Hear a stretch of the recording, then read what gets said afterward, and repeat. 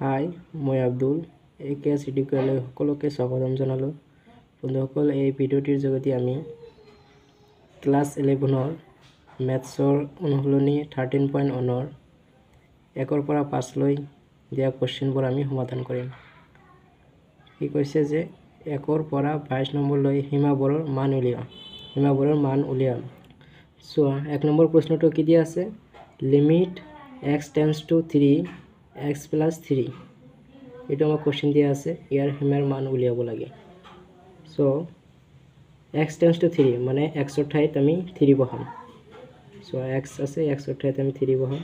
3 plus 3 আছে 3, so যোগ করে দিলে কি হবে 6, এটাই आंसर হবে। সো 2 নম্বর প্রশ্নটা কি দিয়া আছে? লিমিট x টেন্ডছ টু পাই অফ x minus 22/7 ইয়াক আমি এটোর নিচিনাকৈ সমাধান কৰিম। x টেন্ডছ টু কি দিয়া আছে? পাই, মানে x এর ঠাইত আমি পাই বহাব লাগে। সো x এর ঠাইত পাই বহাই দিলো, minus 22/7 এটাই আমার आंसर হবে। 3 নম্বরটো কি দিয়া আছে? লিমিট r টেন্ডছ টু 1 পাই r স্কয়ার। সিম্পলি আমি কি কৰিম, r এর ঠাইত 1 দিয়া আছে, r এর মান 1 দিয়া আছে, 1 বহাই দিম, পাই 1 স্কয়ার। 1 স্কয়ার মানে কি 1, তাহলে आंसर কি হবে? ফাইনালি পাই হবে। 4 নম্বর প্রশ্নটো চোৱা, কি দিয়া আছে? Limit x tends to 4 4x plus 3 by x minus 2 এটু কেনেকৈ দিয়া আছে? Limit x tends to 4 of 4x plus 3 x minus 2 চোৱা, এটু আমাক ফর্মুলা দিয়া আছিল কি? Limit x tends to a f of x by g of x equal to কি লিখা যায়? Limit x tends to a f of x by limit x tends to a g of x। এই formula মতে আমি যদি বহাই দিও তাহলে কি হবে? Limit x tends to 4 4x plus 3 by limit x tends to 4 x minus 2 এতিয়া আমি কি কৰি দিম? x এর ঠাইত কি দিয়া আছে?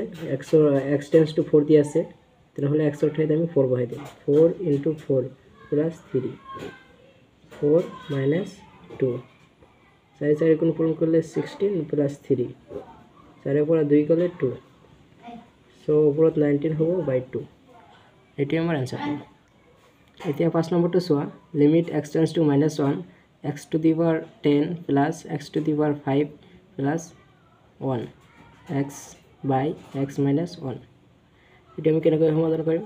আমি তো ফর্মুলা পাইছিলো যে limit x tends to a f of x by g of x থাকিলে কি হয়? Limit x tends to a f of x by limit x tends to a g x এটাই কইলে কেনেকৈ হ'ব? Limit x tends to -1 x to the power 10 plus x to the power 5 plus 1 by limit x tends to -1 x minus 1। now simply আমি কি কৰি দিম? এতিয়া x tends to -1 আছে, x এর ঠাইতে আমি -1 বহাই দিম। so -1 to the power 10 plus -1 to the power 5 plus 1 -1 so এতিয়া -1 to the power 10 আছে, যেহেতু পাওয়ারটো যুগ্ম নাম্বার আছে সেই কারণে ইয়াত 1 হ'ব। ইয়াত চোৱা, -1 এৰ পাওয়াৰ 5 আছে অযুগ্ম, সেই কাৰণে ইয়াত -1 হ'ব। পাওয়াৰ উলিয়াই চাব পাৰা, ইয়াত -1 সো ইয়াত +1 আছে, ইয়াত -1 আছে, কাটা যাব, উপৰত থাকিল 1 মাইনাস আৰু মাইনাস যোগ কৰিলে কি হ'ব? প্লাস, মাইনাস মাইনাস প্লাস হলে -2, দ্যাট মিন্স -1/2 এইটোই आंसर হ'ব। সো বন্ধুসকল, আজিৰ ভিডিও ইমানখিনি আছিল। যদি ভিডিওটো ভাল লাগে তেনেহলে অবশ্যই এটা লাইক কৰিবা আৰু চেনেলটো সাবস্ক্ৰাইব কৰিবা। ধন্যবাদ।